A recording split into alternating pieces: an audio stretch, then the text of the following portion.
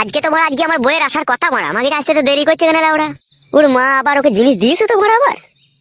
কি জানি লাউড়া কি করছে এখন। এসো জানো মা, তোমার জন্য আমি এতক্ষণ অপেক্ষা করছিলাম, এসো। তোমার মা কিছু বলছিল নাকি জিনিসের জন্য? মা আবার কি বলবে? মা জিজ্ঞেস করছিল যে জিনিস নিয়ে জামাই কি করবে, তাই বলছিল। তোমার মা আবার এসব গাঁর পাকামো কথা জিজ্ঞেস করছে কেন? জিনিস নিয়ে কি করবে না করবে?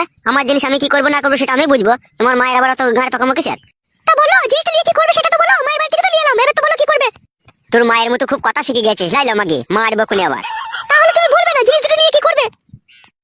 দুটো বিদেশি পাটি ছাগল কিনবো, দুটো ছাগলে যেন 1.5 কেজি করে 3 কেজি দুধ দেয় প্রত্যেক দিন। তুই 1.5 কেজি দুধ খাবি, আমি 1.5 কেজি দুধ খাবো, সেই জন্য জিনিসটা বন্দুক দিয়ে আমি ছাগল কিনবো। বুঝতে নিশ্চয়ই পেরেছিস বড়া, আর জিজ্ঞেস করবি না, ঠিক আছে? এই কানের জিনিস দুটো নিয়ে আমি কি করবো লাউড়া। এখন যা গিন্নি রান্না ফান্না করগা, আমি দেখে আসি ছাগল দুটো কোন কোথা বাঁধা আছে।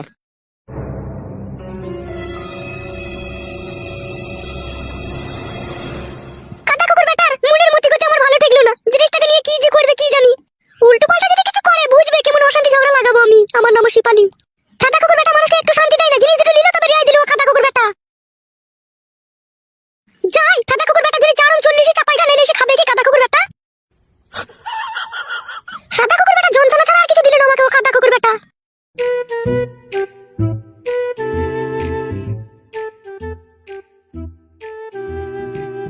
পটাই কাকা, ও পটাই কাকা। কে রে? এই আমি কাকা ফুটো। দাঁড়া দাঁড়া আসছি।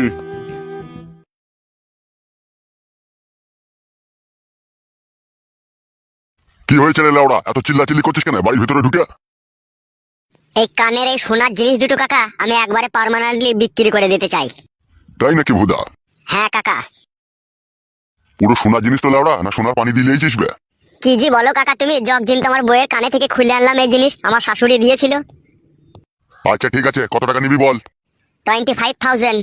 ভুদা কপালি ছোড়া, আমি ইংরাজি বুঝি না, বাংলায় বলো হে আর কপালি চুদা। ও বুঝো না কাকা? না বে, অনলি 25,000 কাকা। এ কাদাটা অত দাম হইতে পারে না। তোর বউ তো কানে পড়ে পড়ে 250 ময়লা তুল লাগিয়ে দিতে হবে। সোনার জিনিসে ময়লা তুলতে গিয়ে তো 1000 টাকা খরচা হবে, 1000 টাকা তোর কম হবে? কি জি বলো কাকা তুমি, সোনার জিনিসও আবার ময়লা? এই নে ধর মারা, তোর জিনিস তুই নিয়ে যা মারা, আমি লোবো নাই বাল। বেশ বেশ বেশ কাকা, লাও লাও লাও, 1000 কম দিবা, দাও লাও, 26,000 টাকায় দাও লাও। এখানে দাঁড়া মারা তুই, আমি ঘর থেকে টাকা নিয়ে আসছি। ওকে কাকা যাও। ওকে মানে কি বে? ওকে টাও বুঝো না কাকা, মারা কি কাকা রে মারা, তার মানে ঠিক আছে যাও তুমি টাকাটা নিয়ে এসো, সেটাই বললাম। আমার সামনে লাউড়া কখনো ইংরাজি বলবি না। আমি সকালে উঠে লাউড়া ভিজে ভাত আর কলাই সানা খাই, লাউড়া আমি ইংরাজি বুঝি না মারা। ঠিক আছে কাকা, আর কোনোদিনও বলবো না, ভুল হয়ে গেছে, টাকাটা এনে দাও তুমি।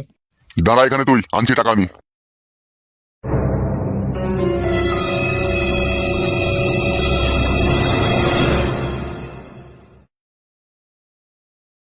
এই নে কাদা ধর, পুরো 26,000 টাকা আছে, গুনিলে পরে এসে বলি না যে আবার কম আছে। দাও কাকা, তোমাকে আমি বিশ্বাস করি, তোমাকে আবার এইসব কথা আমি কখনো এসে বলতে পারি খেপা লোক? দাও। আর তোর বইয়ের কানে জিনিস বিক্রি করে দিলি, আর এতগুলো টাকা নিয়ে তুই কি করবি কি বে? সে আর তোমাকে শুনতে হবে না কাকা, কি করবো না করবো। ঠিক আছে লাউড়া, বলতে হবে না, কিন্তু পরে এসে আর কিন্তু জিনিস কিন্তু ফেরত পাবি না বলে দিলাম তোকে আমি। ওকে বস, আর ফেরত দিতে হবে না। আবার ইংরাজি লাউড়া ছিল, তোকে মানা করলাম না লাগবে। গলতি হয়ে গই কাকা, সরি।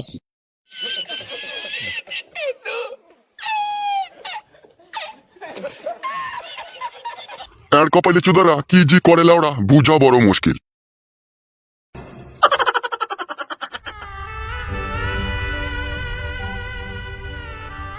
কি ব্যাপার কি জান, তোমার এই অবস্থা কি করে হলো শোনা?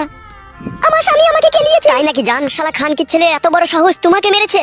এই দেখো জান, আমার বইয়ের কানের জিনিস বন্দুক দিয়ে তোমার জন্য আমি মোবাইল কিনে এনেছি। আমার আর মোবাইল দরকার নেই, মোবাইল তুমি তোমার কাছে রাখো। কেন আমার জান তুমি মোবাইল নেবে না কেন? তুমিই তো বলেছিলে মোবাইল নেবো। তখন বলেছিলাম, তখন বুঝতে পারিনি আমার সংসারের মধ্যে এরকম অশান্তি ঝগড়া হবে। তখন আমি ভেবেছিলাম যে ফোনটাকে নিয়ে আমি তোমার সাথে পার্সোনাল ভাবে কথা বলবো, কিন্তু এরকম যে ঝগড়া অশান্তি হবে আমি তো কখনো ভাবতে পারিনি। ফুটো, তুমি যদি সত্যি মনে প্রাণে আমাকে ভালোবেসে থাকো তাহলে তুমি আমাকে বিয়ে করে নাও। আমি আর আমার বুড়ো ভাতারের ভাত আর খাবো না, ওর ভাত খেতে গিয়ে আমার জীবন চলে পড়ে যাচ্ছে। কি হয়েছে তুমি আমাকে খুলে বলো তো। যেদিনকে তুমি আমার সাথে দেখা করতে যাও আমাদের বাড়িতে, আমার স্বামী তো চলে এলো, দুজনকে একসাথে এক জায়গায় দেখলো। তারপরে ওখান থেকে তুমি চলে আসার পরে আমার স্বামী আমাকে ঘরের ভিতরে গিয়ে খুব কেলিয়েছে, এত কেলিয়েছে আমার মাথার চুলগুলোকে টেনেছে রে।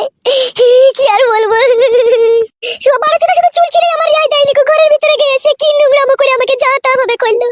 চিৎ করে কাট করে যেমন তেমন করে করার পরে বলছে, খান কি মাগি তোর খুব রস উঠেছে, তো পরে ছেলের সাথে থাকবি, গুদু মারানি তোর কত বাড়ালে আশা খাইতে আমি তোকে উল্টো পাল্টা করে দেবো। সে যেমন তেমন করে যা তা করে বলে আমার একদম সচলিয়ে পুড়িয়ে দিল। আমি ওর উপরে চিন্তা সংসার করবো না।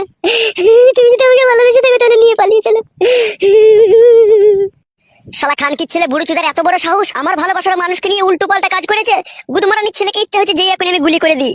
শোনো ফুটো, কাউকে গুলি করতে হবে না। তুমি যদি আমাকে ভালোবেসে থাকো তাহলে নিয়ে পালিয়ে চলো। আমি এসব ঝুট ঝামেলার মধ্যে জড়াতে চাই না। শোনো জান, আমি তোমাকে নিয়ে গ্রাম থেকে চলে যাব, ঠিক আছে? কিন্তু আমি যেখানে থাকবো তোমাকেও গিয়ে কিন্তু সেখানে থাকতে হবে। তুমি তো বুঝতে পারছো, আমি গ্রাম থেকে তোমাকে নিয়ে চলে গেলে আর আমি গ্রাম ঢুকতে পারবো না। কেন গ্রাম ঢুকতে পারবে না তুমি? ঢুকতে পারবো, কিন্তু এখন সঙ্গে সঙ্গে ঢুকতে পারবো না। 2-6 মাস কেটে যাওয়ার পরে তখন আমি ঢুকতে পারবো। ঠিক আছে, তাই হবে। 2-6 মাস পরে আসবো, তা কি আছে? শোনো জান, কালকে রাত্রি 9টার সময় ভাটপাড়ার গলিতে, ঠিক আছে? আমি তোমার জন্য ওখানে অপেক্ষা করব, তুমি চলে আসবে, ঠিক আছে? তোমাকে নিয়ে আমি নন্দীগ্রাম চলে যাব, আমার মাসির বাড়ি। তোমার মাসির বাড়িতে গিয়ে কোনো অসুবিধা হবে না তো? কোনো অসুবিধা হবে না, বিধবা মাসি আমার, ছেলে স্বামী কেউ নাই কো, ও একাই থাকে বাড়িতে। ঠিক আছে, তাই হবে। আর তোমার স্বামীর যদি কোনো টাকা পয়সা জমানো থাকে, ঠিক আছে, গুদমানি ভাইয়ের সাথে তো তুমি তো সংসার করবাই নাই, যা কিছু থাকবে সব লাঠিয়ে নিয়ে চলে আসবা। ঠিক আছে, তাই হবে। তুমি এখন বাড়ি যাও, তুমি এখানে আর বেশিক্ষণ দাঁড়িয়ে থেকো না। কালকে রাত্রি 9টার সময় তোমার সাথে আমার সেইখানে দেখা হবে, ঠিক আছে? ভাটপাড়ার গলি, তো এখান থেকে ডাইরেক্ট চলে যাবো আমরা। ঠিক আছে, তাই হবে। যাও, তুমি এখন বাড়ি যাও, আমি এদিকে একটু ব্যবস্থা করে নি।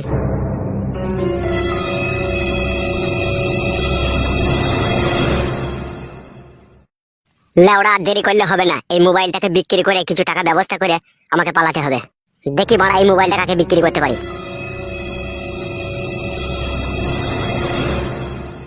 বুঝলে নান্টুদা, আমার আরব যাওয়ার ভিসা হয়ে গেল।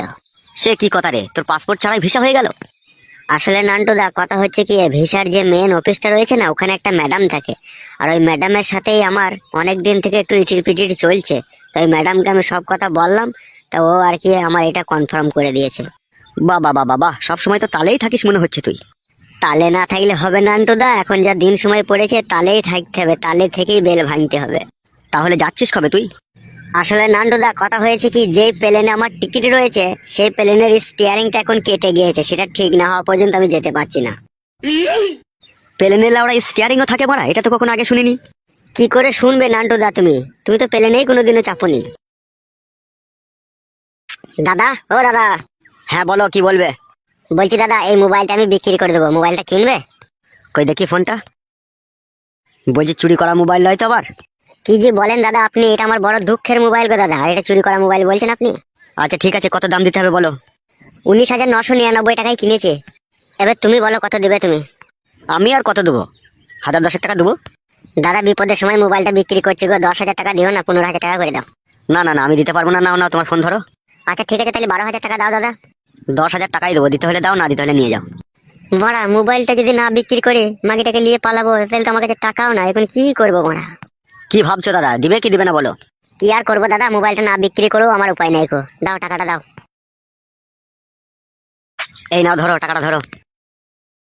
বলছি মোবাইলটা যে কিনলাম তোমার কাছে আমি, পরে কোনো সমস্যা হবে না তো আমার আবার? কি যে বলেন দাদা আপনি, সমস্যা কিসের জন্য হবে? আপনি বিন্দাস চালান, নতুন মোবাইল, কোনো অসুবিধা নাই। আচ্ছা ঠিক আছে দাদা, তোমার বাড়িটা কোন জায়গায় একটু বলে দাও, যদি সমস্যা হয় তোমার কাছে যাবো আমি।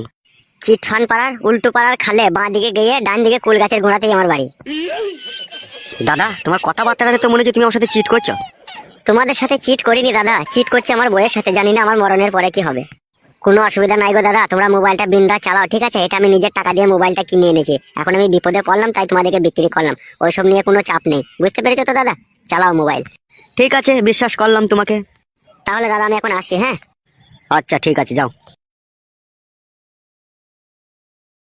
লেওড়া, কিছু না বুঝে না শুনে মোবাইলটা হুট করে কিনে নিলি। যদি চুরির মোবাইল হয় তাহলে তো ফেঁসে যাবে বেতু।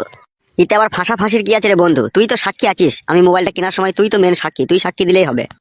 আমি তো সাক্ষী দেবই বড়া। কই দেখি কি মোবাইল কিনলি।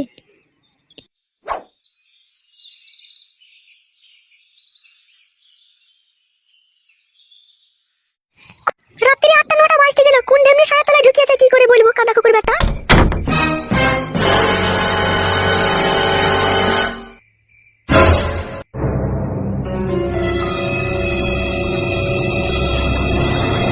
কি গো, তুমি রাত্রে বাড়ি ঢুকে আমার প্যান্ট জামা পাল্টিয়ে নিলে, কোথায় যাবে কোথায় তুমি? শুনতে পেছো না নাকি তুমি কি বলছি আমি? হ্যাঁ লাউড়া, বল কি বলবি? তুমি এই মাত্র বাড়ি ঢুকলে, বাড়ি ঢুকে আমার প্যান্ট জামা পরে নিলে, তুমি কোথায় যাবে কোথায় বলো আমাকে? মাং মারা নি সুদ ফুরেল একটু গান হয়েছে, আমি গান শুনেই চলে আসবো রাত 12টা একটা সময়। সব জিনিসে বানাও তো কই ফত করিস কেন মারা, আর তো অবিশ্বাস করিস কেন তুই? তার নতুন জামা প্যান্ট পরে তুমি একটু গান শুনতে যাবে? লুঙ্গি পরে গান শুনতে গেলে লেওড়া অশান্তি আছে, স্টেজের ভিতরে কোনো মারামারি দাঙ্গা ফাতাল লেগে যাবে। যদি বুম চার্জ হয়ে যায় মানে আমাকে ছুটে পালিয়ে আসতে হবে না বড়া, ওই জন্য সেফটি হয়ে গেলাম প্যান্ট জামা পরে। তুমি কি যে করছো, আমার মাথায় কিছু ঢুকছে ঢুকছে না, মায়ের কাছ থেকে সোনার জিনিস এনে দিলাম, সোনার জিনিসটা লিখে কাকে দিয়ে দিবো যে পরশুদিন ছাগল দিবে, তোমাকে নিয়ে আমার খুব জ্বালা হচ্ছে। হলো কেলাচুদি মাগি, ছাগলটার বায়না হয়ে গেছে। আর ছাগলটা আমি যখন হাতে নিই তখন দেখলাম ছাগলটা কাশছে, ছাগলটা নিমোনিয়া হয়েছে। আর আমি এই মুহূর্তে যদি ছাগলটা বাড়ি নিয়ে আসি, ছাগলটা যদি মরে যায় তাহলে তো আমার লোকসান হলো। ওই জন্য আমি বললাম যে তুই ছাগলটাকে ডাক্তার ফাক্তার দেখিয়ে ঠিক করে দে, দিয়ে আমি এসে নিয়ে যাবো বাল আমার। কবার বলবো তোকে, আমার একটা কথা বুঝি না কেন লাউড়া তুই? সব বুঝি আমি।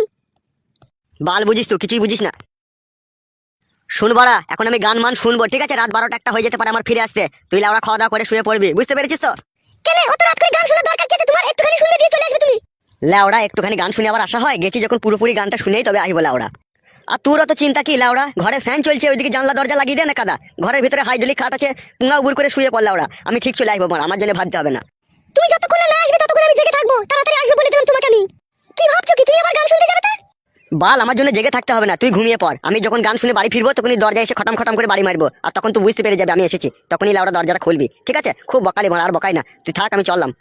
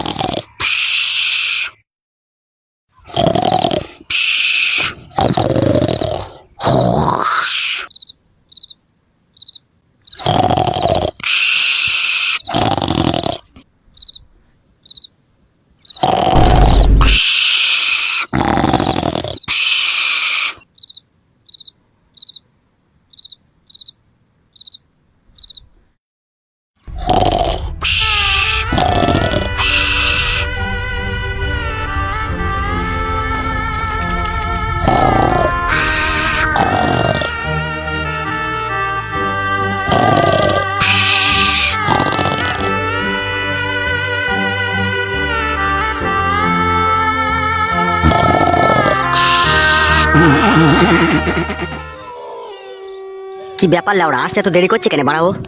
ওর স্বামী আবার ধরে ফেললো না তো বড়া? এসো জান, আমি তখন থেকেই তোমার জন্যই অপেক্ষা করছি, এসো। চলো জান, আর দেরি করো না। ফুটো, তোমাকে আমি একটা কথা বলবো ফুটো। বলো আমার সোনার মাইনা পাখি, বলো কি বলবে। আমি রাতের অন্ধকারে স্বামীর ঘর ছেড়ে দিলাম তোমাকে ভালোবেসে, তুমি আমাকে কখনো কোনোদিনও কষ্ট দিবে না তো ফুটো? না জান, এই বুকের ভিতরে যতদিন প্রাণ থাকবে ততদিন তোমার হাত ছাড়বো না জান। তোমাকে ভালোবেসে আপন করে আমার বুকে রেখে দেবো সোনা। তোমার ভালোবাসায় যেন সত্যি হয় ফুটো, আমিও তোমাকে সারা জীবনকার মতো ভালোবেসে তোমার সাথে জীবন কাটাতে চাই ফুটো। কোনো চিন্তা করো না আমার সোনার মাইনা পাখি, চলো, ট্রেনের সময় হয়ে যাচ্ছে। চলো।